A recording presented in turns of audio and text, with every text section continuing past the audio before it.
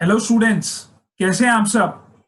मेरा नाम है CS कपिल कुकरेजा और आज मैं आप लोगों के बीच लाया हूं एक most important topic, class 12th business studies का।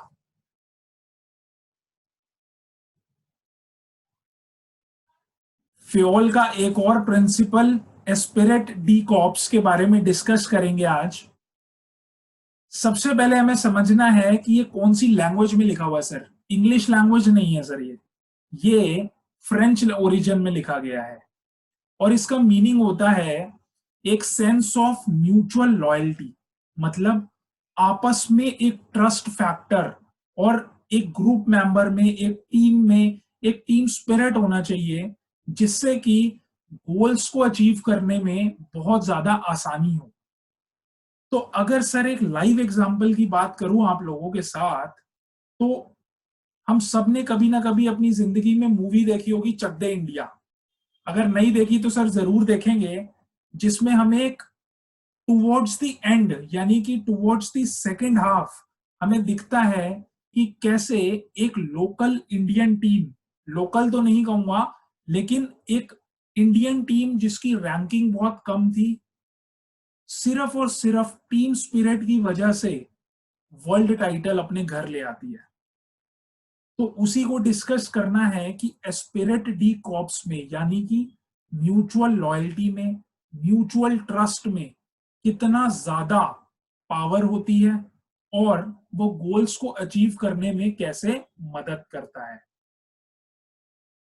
तो डिस्कस करेंगे कि हमारे सर फयोल क्या कहते हैं। हमारे सर फ्योल कहते हैं कि management should promote a team spirit of unity and harmony among employees.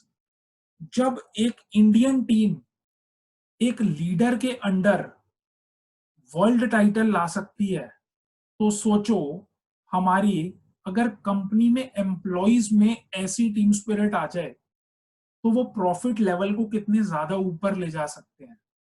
तो इसीलिए जो मैनेजर है, मैनेजर को ऐसा टीम स्पिरिट डेवलप करना चाहिए एम्प्लॉइज के बीच में, ताकि वो सब मिलके काम कर सके और आई वी से रिप्लेस हो जाए। आई वी से रिप्लेस हो जाए, इसका क्या मतलब है? इसका मतलब ये है कि हम जब भी बात करें हम टीम में बात करें। हम बिल्कुल भी ऐसे बात नहीं करें भाई मेरे पर्सनल गोल्स, भाई मेरा प्रॉफिट, मेरी सैलरी ज्यादा हो जाए। नहीं, हमें बात करनी है कंपनी को कैसे बढ़ाना है, ऑर्गेनाइजेशन को कैसे बढ़ाना है। जैसे ही ऑर्गेनाइजेशन बढ़ेगी, ऑब्वियसली ऑर्गेनाइजेशन हमारे बारे में सोचेगी, हमारे को बोनसेस देगी and many more incentives will be provided by the company. अब जब मैं फर्स्ट हाफ की बात करता हूं, याद करेंगे कि सिर्फ और सिर्फ जो टीम्स थी चक दे इंडिया में, अलग अलग प्लेयर्स थे, अलग अलग शहरों के थे। उन्होंने क्या करा था? सिर्फ वो सोचते थे कि मेरे गोल्स मैक्सिमाइज हो जाए, मैं ज्यादा गोल मार लूं, दूसरी जो प्लेयर है वो ज्यादा ना मार पाए। और वो क्या होता था एट दी एंड? जो डिजायर्ड गोल्स थे यानी कि टीम का जीतना, वो रह जाता था। तो अगर एस्पिरिट डी कॉर्प्स भी एब्सेंट होगा तो जो हमारे डिजायर्ड गोल्स हैं वो अचीव नहीं हो पाएंगे।